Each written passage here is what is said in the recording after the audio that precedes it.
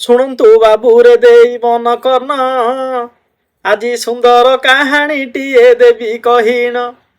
ବାହାଘର ରାତିରେ ବର କାହିଁକି ଗଛରେ ଚଢ଼ିଲା, ଏକଥା ତୁମ୍ଭକୁ ଆଜି କହିବି ଭଲା।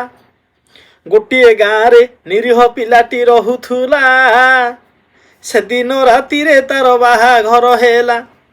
ଭୋଜି ଭାତରେ ଗାଁ ଦାଣ୍ଡ ଉଠିଲା ପଡ଼ିଲା, ଆହୁରି ବାଣ ରୋଷଣୀରେ ବାବୁ ଗାଁ ତ କମ୍ପିଲା। ଧୀରେ ଧୀରେ ବାହାଘର ବାବୁରେ ସରିଲା, ବାସର ରାତି ବାବୁ ପାଖେଇ ଆସିଲା। ଝିଅ ବାବୁ ହାତରେ କ୍ଷୀର ଗିଲାସ ଧରି ସ୍ୱାମୀ ପାଖକୁ ଧୀରେ ଧୀରେ କଲାରେ ଗମନ ଭାରି। ସେତେବେଳେ କଥା ହେ କହୁଛି ସୁଜନ, ଏ ଯୋ ଗାଁର ଯେତେକ ଥିଲେ କୁକୁର ମାନ, ଏକାଥରେ ସମସ୍ତେ ରଡ଼ି କରିଲେ ଜାଣ, ଝିଅର ହାତରୁ ଗିଲାସ ଗଲା ଖସିଣ। କିସ ହେଲା ବୋଲି ଝିଅ ସହଳ ଭାବିଲା, ଆହୁରି ବାହାରକୁ ଦେଖିବାକୁ ସେହି ତ ଗଲା। ଶାଶୁ ଶ୍ୱଶୁର ସମସ୍ତେ ଆସିଲେ, ଘର ପାଖର ଗଛ ଟର୍ଚ୍ଚ ମାରିଲେ। ଦେଖିଲେ ଜୁଇଁ ପୁଅ ଗଛରେ ବସିଛି, ଆଉ ଓହ୍ଲାଇବି ନାହିଁ ତ କହୁଛି। ସେତେବେଳେ ଗାଁ ଲୋକ ଦେଲେ କହିଣ, କିରେ ବିନା ମେକପରେ ଦେଖି ଦେଲୁ ରେ କି ପୁଣ।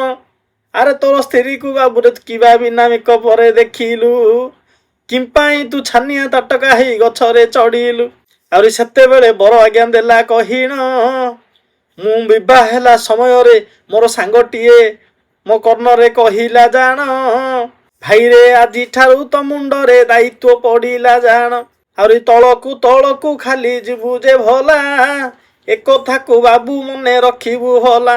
ଏହି କଥାକୁ ମୁଁ ଯେତେବେଳେ ଭାବିଲି, ଗଛ ଉପରକୁ ବାବୁ ମୁହିଁ ଆସିଲି। ଟିକିଏ ସମୟ ମୁଇଁ ଅପେକ୍ଷା କରିବି, ଆହୁରି ଦାୟିତ୍ୱ ପଡ଼ିବା ପରେ ତଳକୁ ଆସିବି।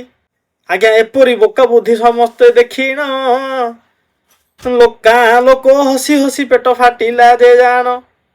ଆହୁରି କାହାଣୀଟି ବାବୁ ଏଠି ସରି ନାହିଁ। ରାଗରେ ଝିଅ ଘର ଭିତରକୁ ଗଲା, ଏ ପାହାଳ ରସଗୋଲା କାଢିକି ଆଣିଲା। ରସଗୋଲାର ବାସନା ପାଇନ ପୁଅ, ତକ୍ଷଣ ଗଛରୁ ବାବୁ ଡେଇଁଲା ଜାଣ। ମୋରାଲ ଷ୍ଟୋରି ବାବୁ ଏତିକି ଜାଣ, ଇଏ ଦାୟିତ୍ୱ ମୁଣ୍ଡରେ ପଡୁ ହେଲେ ରସଗୋଲା ତଳେ ନ ପଡୁ ଜାଣ। ତ ଭାଇମାନେ ଛୋଟିଆ ଷ୍ଟୋରିଟିଏ, ଯଦି ଆପଣମାନଙ୍କୁ ଭିଡ଼ିଓ ଭଲ ଲାଗିଲା ମୋ ଚ୍ୟାନେଲକୁ ଟିକେ ସବସ୍କ୍ରାଇବ୍ କରନ୍ତୁ, କାହିଁକିନା ମୁଁ ଏମିତିକା ଗାଁ ଗହଳିଆର ଛୋଟିଆ ମଜାଦାର ଷ୍ଟୋରି ଆପଣମାନଙ୍କ ପାଇଁ ଆଣୁଛି। ରହିଲି, ନମସ୍କାର, ଜୟ ଜଗନ୍ନାଥ।